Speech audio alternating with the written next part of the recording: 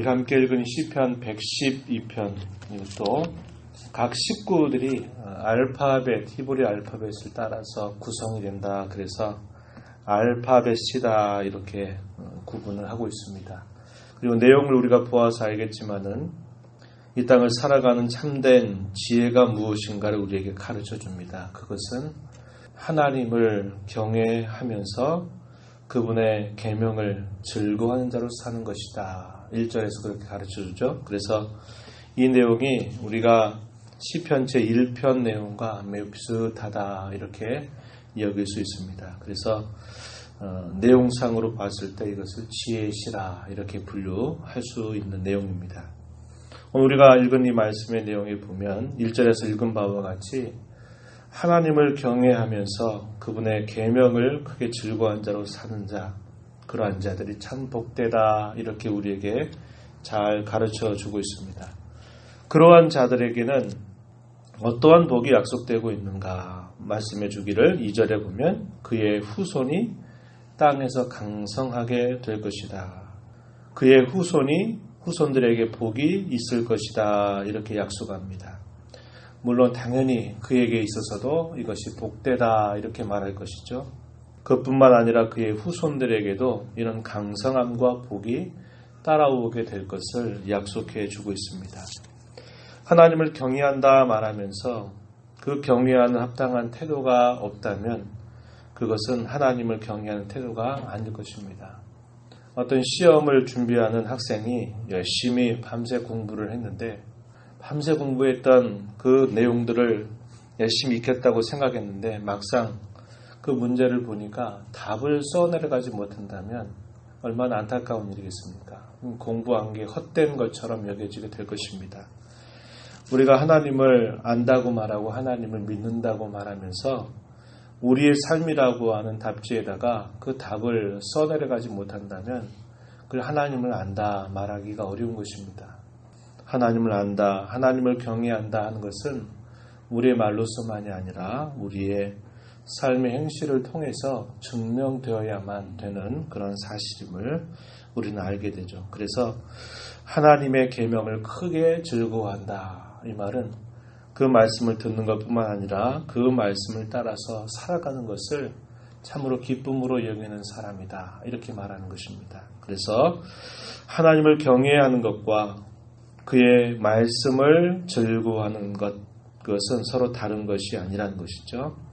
그러한 자들은 참으로 행복하고 복된 자들이다. 이렇게 가르쳐 주고 있습니다. 그러한 자들은 당연히 그들의 성품이 하나님을 닮아가는 행실, 열매가 따라오게 될 것인데요. 4절 말씀에 가서 보시면은 이렇게 말합니다. 자비롭고 긍휼이 많으면서 의로운 모습을 보여주고 있어요. 4절 뒷부분에 그는 자비롭고 긍휼이 많으며 의로운 이다 이렇게 표현했습니다. 또 5절에 보면 은혜를 베풀면서 꾸어주는 자다 이렇게 말합니다. 자비, 긍휼 이것은 하나님의 변치 않는 그분의 성품을 말해주죠. 그분의 성품을 따라서 하나님을 경외하면서 그분의 말씀을 즐거워하는 자들은 그 하나님의 성품의 모습이 삶을 통해서 드러난다는 것이죠. 자비롭고 긍휼이 많다. 또 의로운 이다. 은혜를 베풀면서 다른 사람에게 여유로움과 넉넉함으로 꾸어줄 줄 아는 그런 자가 된다. 이렇게 말해주고 있습니다. 그러한 자들에게는 우리가 읽은 바와 같이 후손이 땅에서 강성할 것이고 복될 것이다. 이렇게 약속이 되고 있고 3절 가서 보면요. 또 이렇게 말합니다. 3절에 보면 부와 재물이 그의 집에 있으며 그의 공의가 영구히 서 있으리로다. 이 공의라는 말로 번역이 됐는데 사실은 의로움이라고 표현된 말이 더 맞습니다. 그래서 그의 의가 영구히 서 있을 것이다. 그러한 복이 약속되고 있습니다. 뿐만 아니라 4절 말씀에 보면 또 뭐라고 말하는 앞부분에 흑암 중에도 빛이 일어난다 그랬습니다. 어두움을 가고 있는데 그 어두움이 덮쳐 있는데 그 어두움 가운데서도 빛이 일어나서 그가 어디로 가야 될지를 보게 된다고 하는 것입니다. 이것이 하나님을 경외하는 사람, 그분의 말씀을 크게 즐거워하는 사람에게 미치는 귀한 복이다 하는 것입니다. 흑암 중에도 빛이 일어난다. 참 귀한 말씀이죠.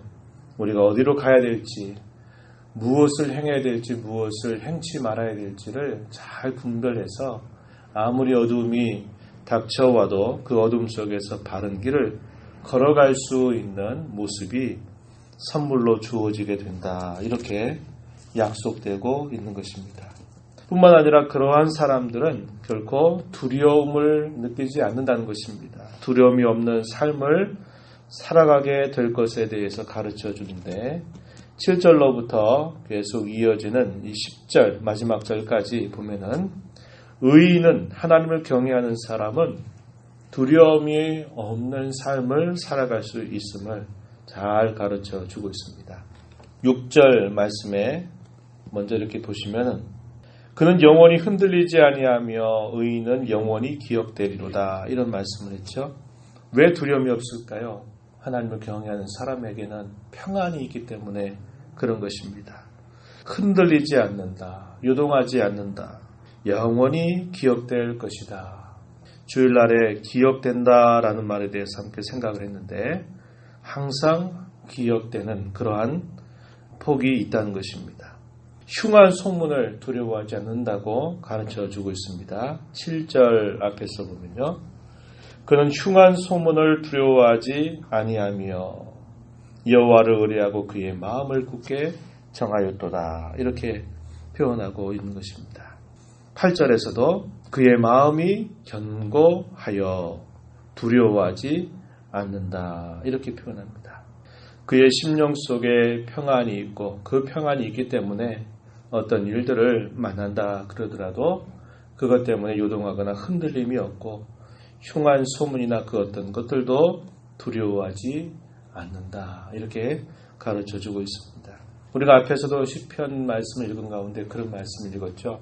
아무리 대적자들이 저주한다 하더라도 그 저주가 미치지 않게 해달라라는 그런 간구를 올렸던 것을 우리가 살펴보았습니다.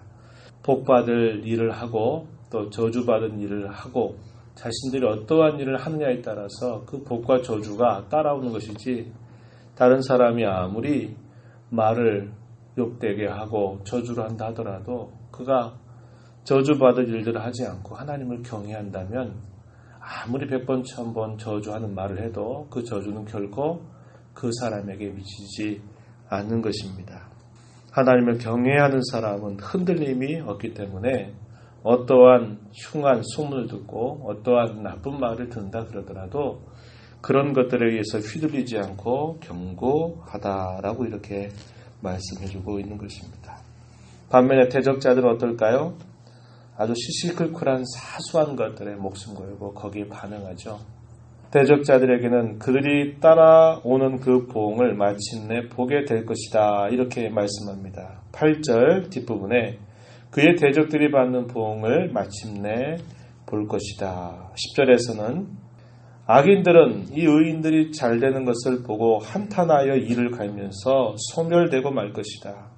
악인들의 욕망은 사라지게 될 것이다. 이렇게 말해서 하나님을 경외하는 사람, 그의 계명을 크게 즐거워하는 사람은 하나님의 성품을 닮아가는 그런 삶의 열매를 맺게 될 것이고 그의 후손들이 강성할 뿐만 아니라 그의 후손도 복될 것이다. 이렇게 이야기합니다.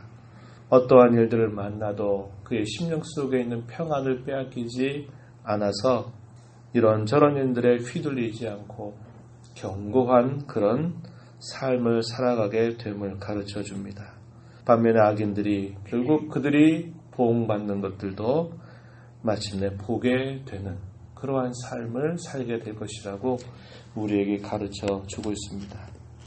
하나님께서 오늘도 저와 여러분에게 새로운 날을 주신 것은 새롭게 주어지는 순종의 기회로 오늘을 주셨다. 이런 생각을 해야 합니다. 그래서 어제까지 살아왔던 우리의 삶의 모습을 또 한편으로 잊어버리고 주님께서 오늘도 주신 이 하루 동안 하나님의 말씀을 우리에게 일깨워 주시는 대로 성령께서 우리의 심령을 깨닫게 해주시는 대로 우리가 살아가는 삶의 현장 속에서 하나님을 경외하는 답을 삶 속에 잘 써내려가는 기회인 줄 알고 힘써가는 저와 여러분 모두가 되기를 진심으로 축복합니다. 하나님 아버지 감사드립니다. 이 시간에도 저희들을 불러주셔서 하나님 앞에 찬송드리며 말씀의 귀를 기울이게 하시고 또 하나님 앞에 나와서 기도함으로 이 하루를 시작하게 해주심을 감사합니다. 이 땅에 사는 동안 하나님을 경외하고 하나님의 계명을 크게 즐거워한 자로 살아가는 것 참으로 복된 일임을 저희들에게 잘 가르쳐 주셨사오니 오늘이라 하는 이 새로운 날을 주께로 받아 살아갈 때 또 우리에게 새롭게 순종할 기회로 받은 날인 줄 알고 하나님을 즐거워하며 또 그 말씀을 순종하는 일에 힘써가는 저희 모두가 되게 하여 주시기를 원합니다.